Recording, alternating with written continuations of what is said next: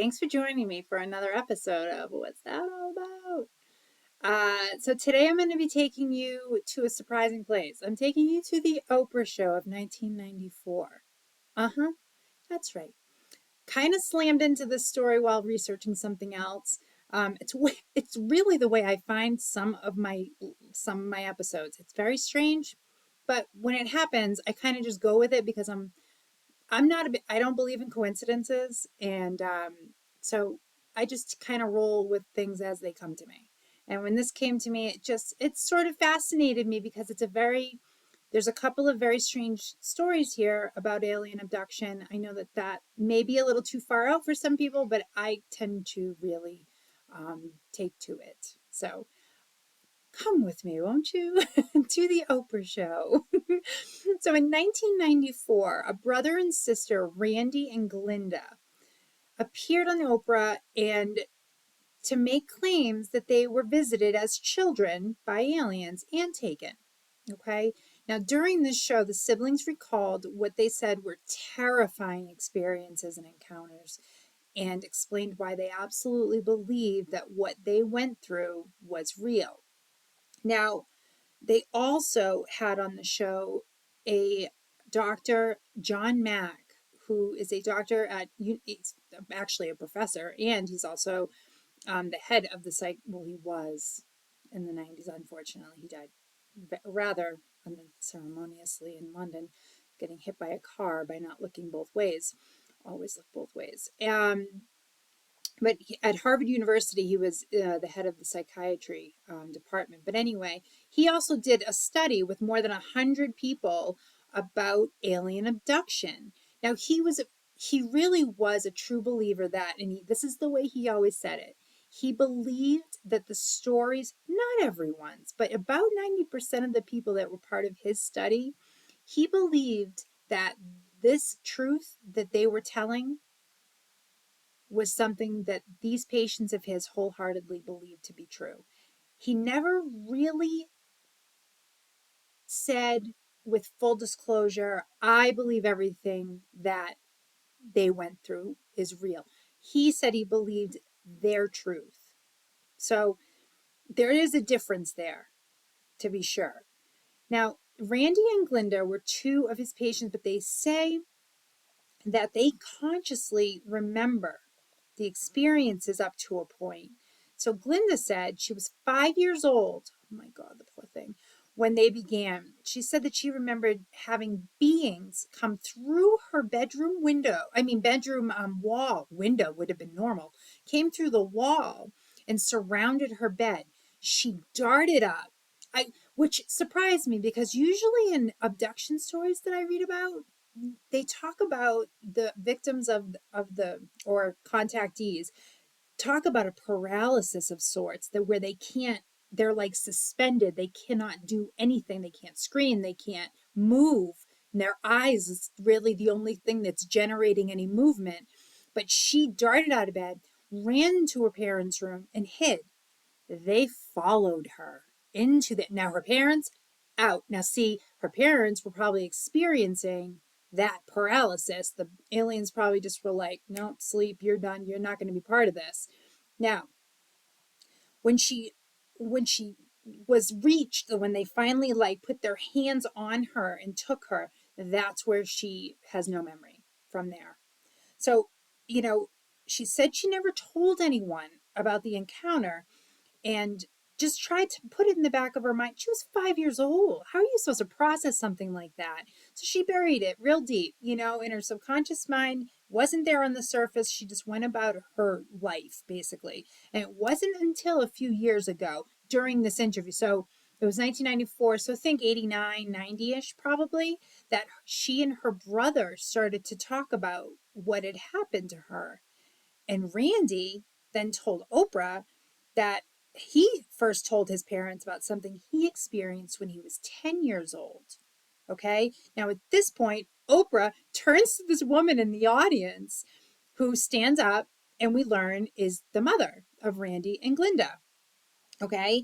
Now, she retells the story. And Oprah said, "Do it to the best of your recollection. How did Randy approach you with this?" And she started to tell a little bit more of the story. She added in a little bit more, filled a little bit more of the holes or the gaps, you could say. She said that a few years ago, same time frame, um, her daughter was living a little bit of a ways away. So, they were talking on the phone, and her daughter had said that she had bought this book. She was drawn to it somehow. She bought Communion. I'm not sure if you've heard of it, but it was actually made into an adaptation of. It was made into the book adaptation was made into a movie, and the lead actor was Christopher Walken, the legendary. More cowbell. Um, Sorry, I do have a tendency to. So, and we're back. Um, she said to her mother how much the book disturbed her.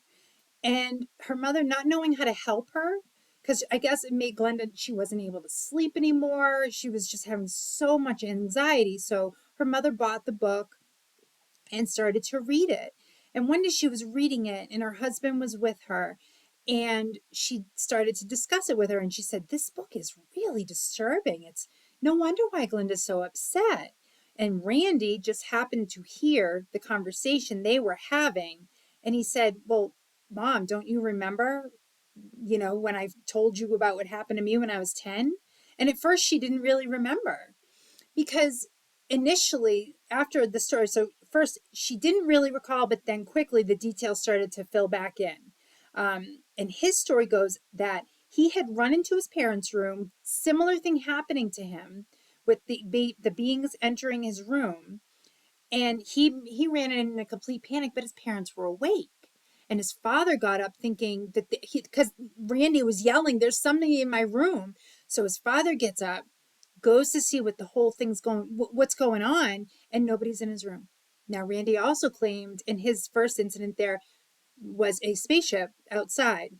They didn't see a spaceship. So, effectively, no evidence, which is so often the case in these instances with abduction. These poor people they have all of this unbelievably disturbing and unrelenting anxiety that goes along with what they experience, and they have nothing to show for it other than their character and the words that they say, and if you believe them or not. And again, John Mack kind of chimes in and says, that he 100%, but trusts these people are telling him their truth, which I think he's so specific about the words he uses, but he still makes them feel very safe. And um, you know, it he was a really great doctor, for a psychiatrist, for these people, because they never felt crazy. He never ever let them feel that way, and that's what most abductees feel like, and that's why they don't come forward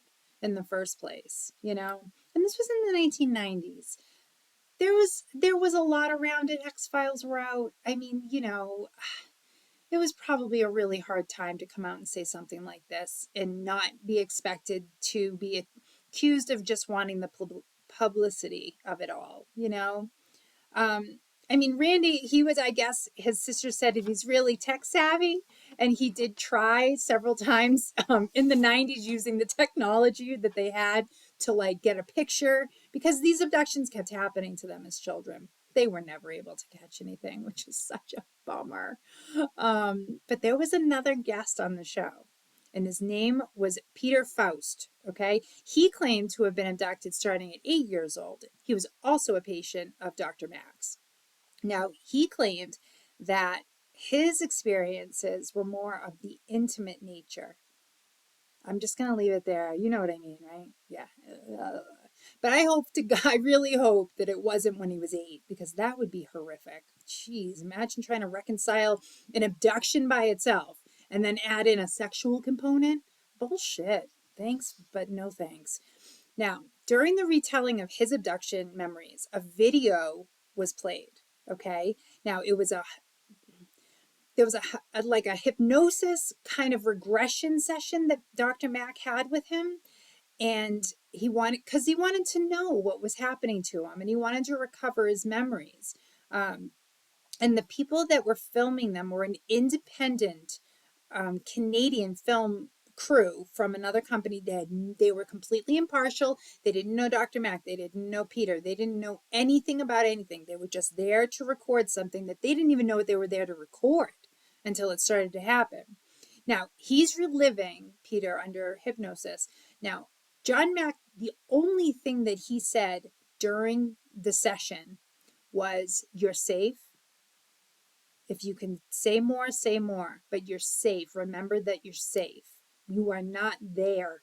This is a memory." He didn't add a memory, he didn't add any details. He just said, "You're safe." So Peter, oh God, this poor thing, he was reliving this in his adult body as an 8-year old, though. He was regressed back and he felt like he was there. So he was screaming these blood curdling screams, the poor thing. And to watch it back, I mean, the cameras at Oprah were flashing to him as he was watching it. I mean, just tears coming down his face. And even though Oprah said he was okay, he says, "Yeah, I mean, I've watched it so many times you'd think it didn't affect me, but that affects you. I can't help it. That affects you." And it was just jarring to see there was no way, in my opinion, that that was a performance piece. I'm sorry. Oscars aside, he did not perform that. He was experiencing something. I don't know what it was, but my God, the poor thing. I just, I wonder why these aliens have to do this to us. Like, why, if they have the capability to cut off most of the memories for everybody else, why can't they just do it all the way through where there's not even hypnosis would help? Just it's already such a harrowing experience for these people. But anyway, I see what I mean though about the story. It was just sort of, it pulled me in.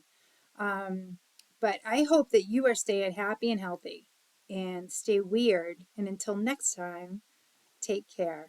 Thanks.